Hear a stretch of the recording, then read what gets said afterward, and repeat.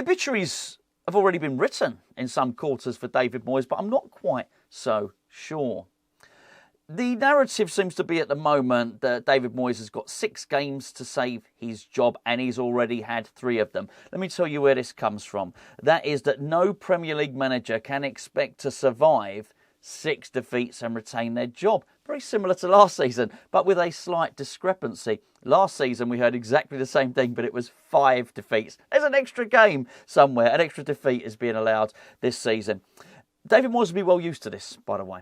This did happen. I certainly remember that there being a couple of games which turned out to be crunch games, key games. I think one of them was against Aston Villa. Possibly it might have, if it wasn't Steven Gerrard's last game, it was pretty close to it. And there was another one which was Everton. The irony that we both lost to Everton and Aston Villa this season, but they may well have been the games last season which enabled David Moyes to retain his job. I think that saw, it might have been called the sack race or something like that. Battle of the Sack? I don't know. Whatever it was between him and Frank Lampard, if you remember. West Ham won, and ultimately, you know the rest. David Moyes kept his job. Frank Lampard didn't. But he'll have been used to this. It's something that also Slaven Bilic used to have to deal with, which was he had 3 games to save his job. He would lose a couple, win one, and then it would be reset again.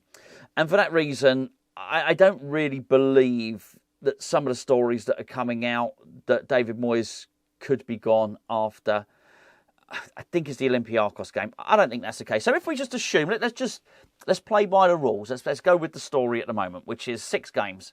So he's lost against Aston Villa, he's lost against Olympiacos away, and he's lost against Everton. That's what I'm saying. He's lost. We've lost. So the next 3 games are obviously, which would take it to 6, going to be Arsenal, are going to be Brentford, and then it's Olympiacos. So he has to lose those 3. Well, that's highly unlikely, don't you think? I know the way Olympiacos took us apart over at their place wasn't particularly encouraging, but let's just put it this way. I think we're going to be a different animal, I would hope, at least at our place.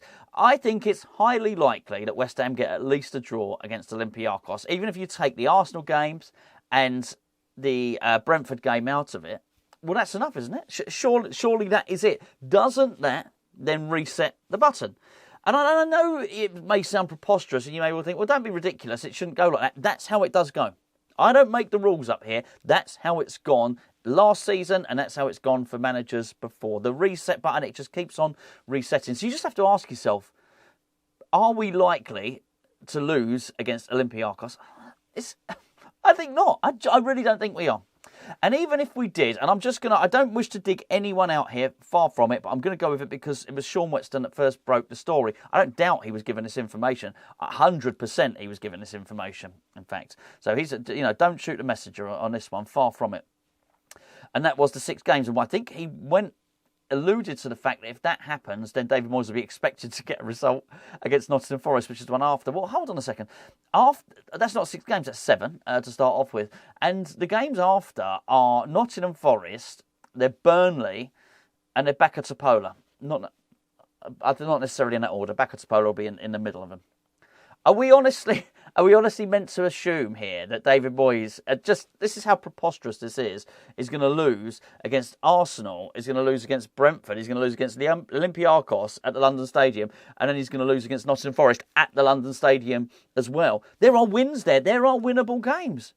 I would not put it past West Ham. Out of the 6 games that I've just mentioned, I wouldn't put it past West Ham to win 3 of them.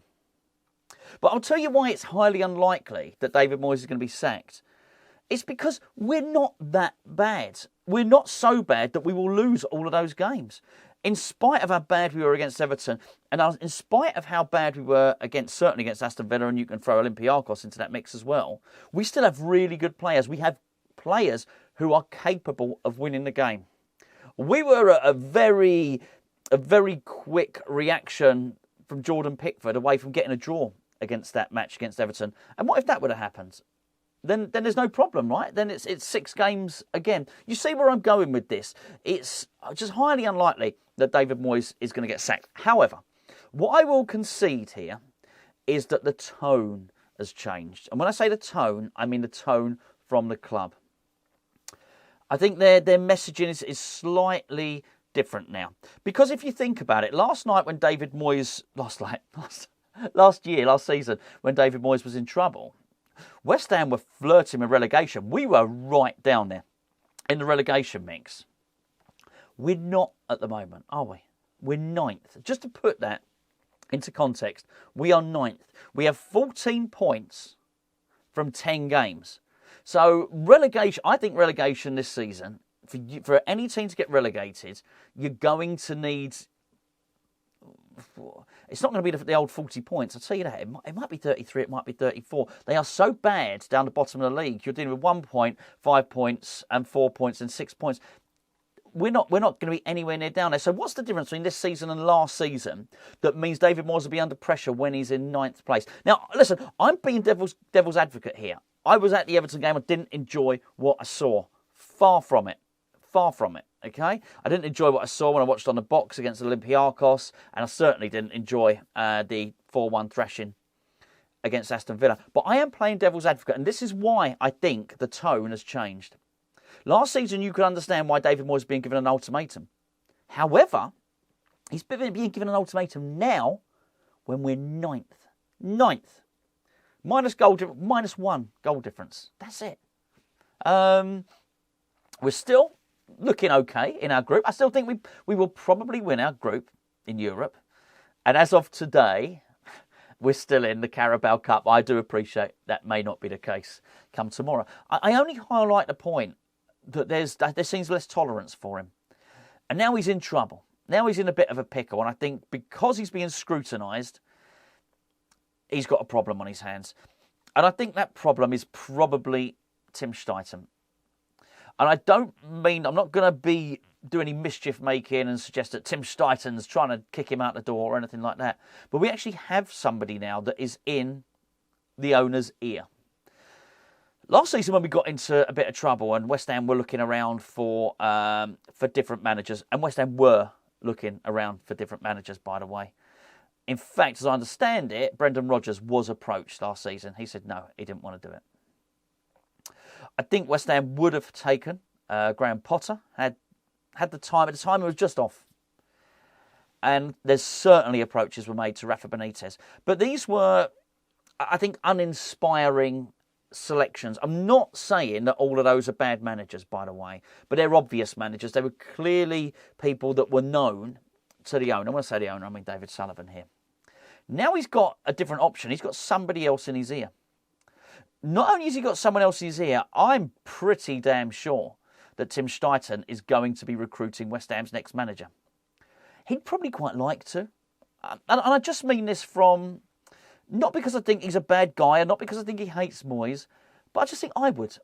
If I'd been recruited as a director of football and my remit was to be mandated to buy players, but I hadn't been able to buy all the players, I would feel that half my job had been taken away. You've got to remember that this is the guy that hired Xabi Alonso for Bayer Leverkusen. So he not only did he hire the manager, he also recruited a lot of the players. That's his job. What he really wants to do is get in a head coach and say to that head coach, hey, what do you need? What do you need? And for the head coach to say, oh, what I need to do is I'm going to play wing back, so I probably need a right wing back who's fast and good at crossing. And that's all Tim Steidten would need to know. Don't worry about it. Leave that with me. And then Tim Steidten goes away and finds 2 or 3 examples of players with those attributes that are going to suit the manager's style. That's how he wants to operate. And realistically, David Moyes probably would have been in a more advantageous position if he'd have said to him, I need a striker that, well, we know what David Moyes likes as a striker. He needs to be strong, he needs to be quite fast. I need him to be able to operate out wide as well. And Tim Steidten would have gone away and he finds those players. But you just feel he's a little bit surplus to requirements because David Moyes has already decided who he wants. He knows which midfielder he wants. He knows which centre-back he wants. And I just think if I was Tim Steidten, I probably would have looked at that and thought, I'm a bit surplus to requirements here. Moyes wants James Ward-Prowse, he can go and get him. He wants Harry Maguire, he's already identified him. What I do know is that he's going to have a big role in recruiting our next manager. And I think if that's the case, he's definitely got somebody on the list. And I think with these people, if they've got one person on the list, they've got 3 people on the list. Tim Steidten probably knows the first 3 people he's going to approach to be West Ham manager if he gets mandated with the task of finding a new guy for the hot seat. And he's going to need 3 because the first person might say no. And I don't think it's as obvious as maybe just saying Xabi Alonso. Why would Xabi Alonso come to West Ham at the moment? If he's sensible, stay where he is. Maybe for money. Money might be a reason. However, that doesn't concern me massively because I still think that Steidten, well, if Steidten was savvy enough to appoint Xabi Alonso, he's clearly got a portfolio with enough depth that he can go and highlight and target another good up-and-coming manager. Anyway, I'm getting too much into that. I just feel it's a little bit redundant at the moment. Because if the parameters, if the conditions are that David Moyes has to lose 6 games in a row, and then he gets one final game against Nottingham Forest, and in the event of that happening, all of those conditions being met, he gets the sack, and then Tim Steidten gets to select West Ham's next manager, I think Tim Steidten might have a bit of a weight on his hands.